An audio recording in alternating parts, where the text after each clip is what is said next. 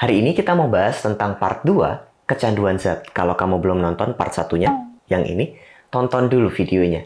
Karena ini adalah lanjutannya. Nah, dari gambaran besar itu, kita mau ngobrolin sebenarnya gejala kecanduan tuh apa sih? Yang pertama, kalau kamu udah siap, lihat bumper dulu yuk.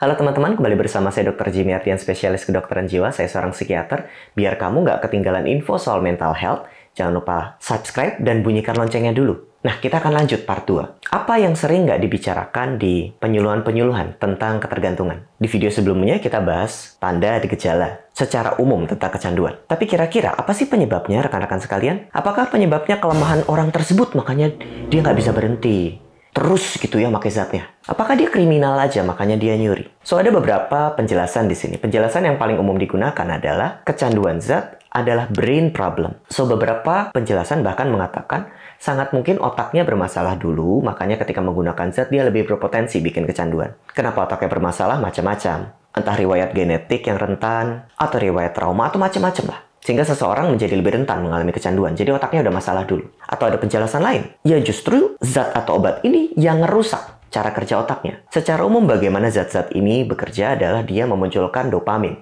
Dopamin itu zat di dalam kepala kita yang membuat kita merasa nyaman, tenang, senang gitu ya. Pleasure. Sehingga menggunakan zat itu seperti disuntik dopamin dalam jumlah yang sangat besar. Menyenangkan sekali. Yang jika ini terus-menerus diteruskan, otak kita akan terbiasa dengan jumlah besar dopamin sehingga produksi alamiahnya berkurang. Kalau produksi alamiahnya berkurang, gimana dong? Ya butuh suntikan dari luar. Makanya dari waktu ke waktu dosisnya terus meningkat. Sampai bisa bahkan dosis yang letal atau berbahaya. Bisa bikin meninggal. Karena pokoknya rasanya menyenangkan dulu. Walaupun kemudian pertanyaannya, kalau ini masalah dopamin, ini masalah di otak, lalu gimana? Nah, ini yang agak bikin rumit. Dan banyak orang yang salah paham. So, banyak dari kita menganggap kecanduan itu urusan personal. Ya sudah, dia saja harus berhenti. Harus. Dia. Itu tanggung jawab dia. Kita akan berkaca dalam sebuah penelitian yang cukup terkenal pada masa tersebut tentang tikus dan kecanduan. Pada awal-awal teori soal kecanduan dimunculkan, objek kerjanya atau objek penelitiannya itu tikus. Tikus dimasukkan dalam sebuah kandang yang berisi ada dua jenis air. Ada air berisi zat adiktif, metamfetamin gitu ya, sabu-sabu. Ada air yang emang isinya air gitu. Jadi ada air yang dicampur sabu-sabu, ada air yang diisi air. Dan dimasukkan tikus ke dalam tempat tersebut. Tikusnya sendirian tentu saja. Untuk dilihat, tikus ini lebih milih minum mana. Kan dia nyobain tuh nyicipin. Dia lebih milih minum mana. Tentu saja, tikus memilih untuk yang ada sabu-sabunya. Kan happy, gratis itu. Tebak berapa persen tikus yang meninggal karena overdosis? 1, 2, 3. Jawabannya 100%. Semuanya meninggal karena overdosis. Ganti tikus meninggal, gitu terus. Karena overdosis. Bahkan tikus itu milih senang ketimbang makanan yang ada di depan. Dia milih senang.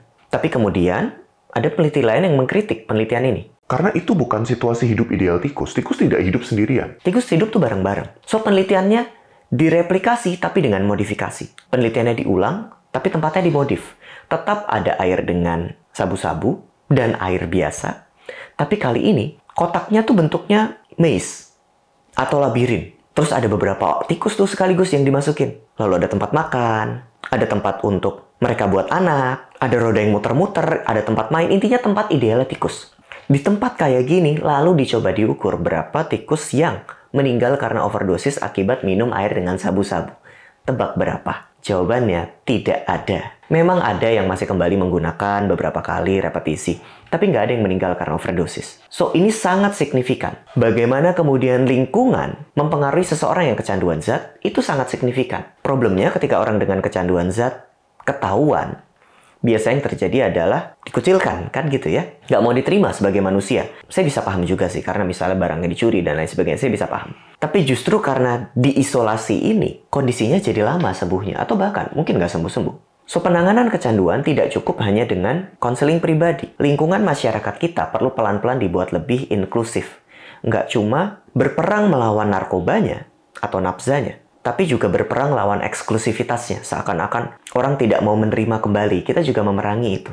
Menjadi lingkungan yang lebih terbuka. Tapi juga bijak loh ya, bukan cuma terbuka ya. Bijaksana ya, memang jika perlu ada yang diamankan situasi. Begitu kira-kira. Nah, penanganannya selain bentuknya komunitas, pada aspek personalnya, paling tidak ada dua sudut pandang untuk menangani kecanduan zat. Yang pertama, sudut pandangnya adalah abstinensi. Pokoknya gimana caranya, orang ini nggak kecanduan sama sekali. Berhenti sama sekali, total. Semua zatnya. Karena kalau lawannya dari kecanduan ya nggak pakai zatnya dong. Nggak ada yang salah dengan logika itu. Tapi sudut pandang lainnya, bagaimana mengatasi kecanduan zat, targetnya adalah fungsional. Targetnya adalah sekedar orang itu bisa kembali ke masyarakat, bekerja, beraktivitas, moodnya nggak terganggu parah, kalau cemas juga nggak ekstrim, sehingga dia bisa fungsional, dia bisa kembali berfungsi sebagai manusia. Sekalipun mungkin masih membutuhkan obat pengganti dengan jumlah dan dosis yang lebih sedikit. So, ada dua perdebatan menarik di sini. Ada yang targetnya harus berhenti, ada yang targetnya fungsional dulu deh, berfungsi dulu aja walaupun ada obat yang digunakan tapi dosisnya kecil. Mana yang benar? Menurut saya, target akan menyesuaikan pada pasien. Mana yang mau ditargetkan olehnya? Yang kemudian kita bisa berdiskusi, berkolaborasi untuk mencapai target tersebut. Bisa tercapai atau tidak, realistik atau tidak. Yang kemudian akan terbukti seiring dengan perjalanan waktu. So, ternyata kecanduan itu kompleks ya. Dia nggak sekedar aspek individu, ada banyak yang terkait di dalamnya, termasuk politik, sosial, ekonomi yang mungkin menjadikan seseorang terjebak juga di dalam kecanduan. So, juga untuk mencegah bukan cuma aspek personal, tapi lingkungan juga butuh diperbaiki. Dan kalau kamu kecanduan, beneran juga kita butuh memperbaiki lingkungan. Bersama-sama dengan teman-teman yang masih menggunakan zat, meningkatkan kemungkinan kita kembali untuk menggunakan zat yang sama. So, memilih lingkungan yang baru juga baik. Kalau kamu ngerasa video ini bermanfaat untukmu, jangan lupa like, comment, dan subscribe. Terima kasih udah nontonin part 2 dari video ini. Kalau ada pertanyaan atau saran mau bahas apa, tulis di kolom komentar ya. Bye-bye.